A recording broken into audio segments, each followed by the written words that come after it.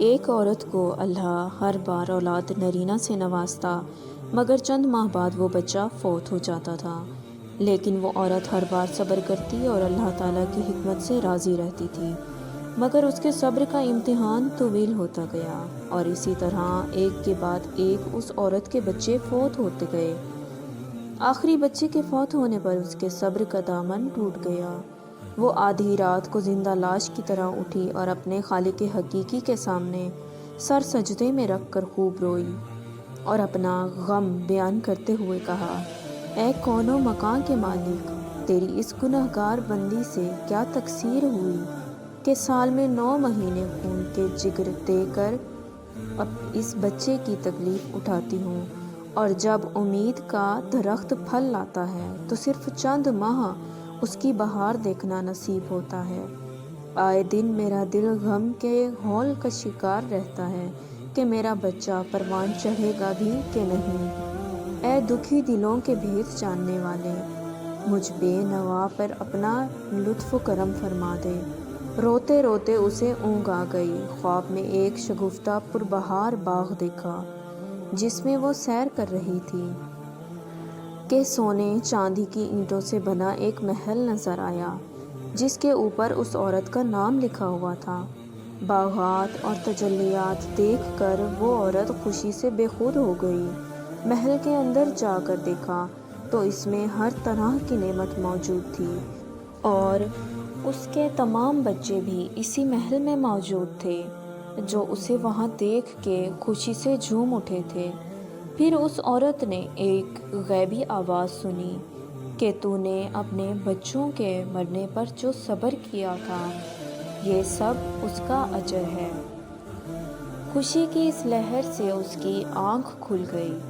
جب وہ خواب سے بیدار ہوئی تو اس کا سارا ملال جاتا رہا، اور اس نے بھیگی ہوئی آنکھوں سے عرض کیا: یا الہی، اب اگر تو اس سے بھی زیادہ میرا خون بہا دے تو میں راضی ہوں۔ اب اگر تو سینکڑوں سال بھی مجھے اسی طرح رکھے تو مجھے کوئی غم نہیں۔ یہ انعامات تو میرے صبر سے کہیں زیادہ ہیں۔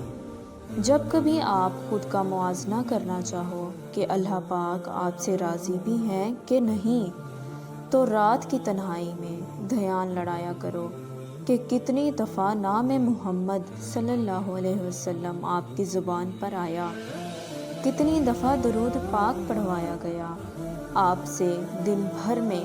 وہ جو رب العزت ہے نا، کبھی کسی غیر یا ایسے انسان کی زبان پر اپنے محبوب کا نام آنے ہی نہیں دیتا جس سے وہ ناراض ہو، دنیا داری میں الجھائے رکھتا ہے انہیں ہر وقت۔ یہ بات تو آپ دل سے نکال ہی دو کہ درود شریف آپ خود پڑھتے ہو، رب العزت آپ کو یاد دلاتا ہے کہ پڑھو، آپ کا دھیان اس طرف لاتا ہے کہ درود پڑھو۔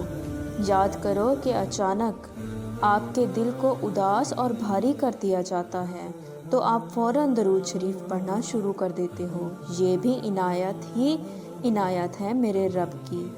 انسان کو ہر حال میں صبر کا دامن تھامے رکھنا چاہیے، کیونکہ یہی چیز انسان کو اللہ تعالیٰ کے قریب کرتی ہے۔ اسی طرح اللہ تعالیٰ نے مالک الموت سے پوچھا: تجھ کو کسی بندے کی روح قبض کرتے وقت کبھی رحم بھی آیا یا نہیں؟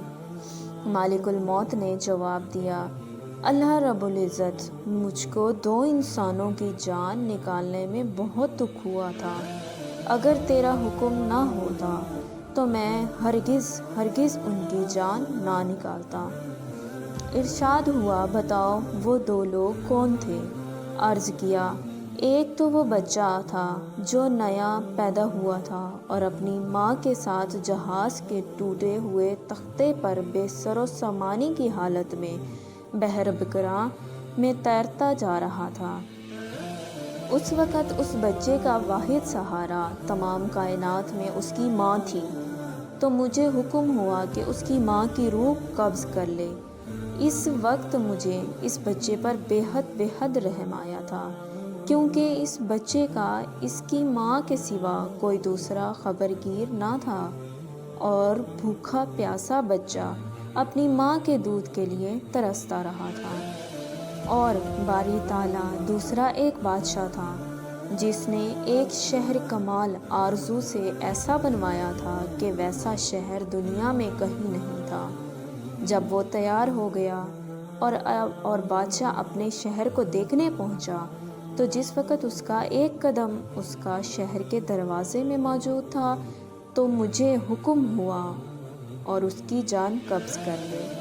اس وقت بھی مجھے بہت رونا آیا تھا کہ وہ بادشاہ کیا کچھ حسرتیں اپنے دل میں لے کر گیا ہوگا۔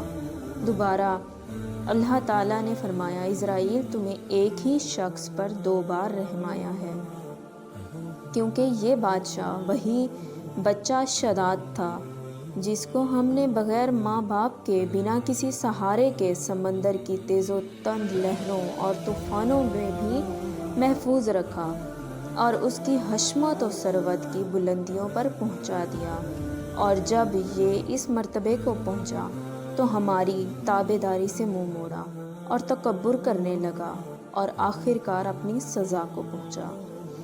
بس آپ سے ایک درخواست ہے کہ اگر آپ نے اب تک سبسکرائب نہیں کیا تو سبسکرائب کر کے اس نیک کام میں میرے ہم سفر بن کر میرے اور اپنے لیے اچھائی کا باعث بن کر صدقہ جاریہ بنے۔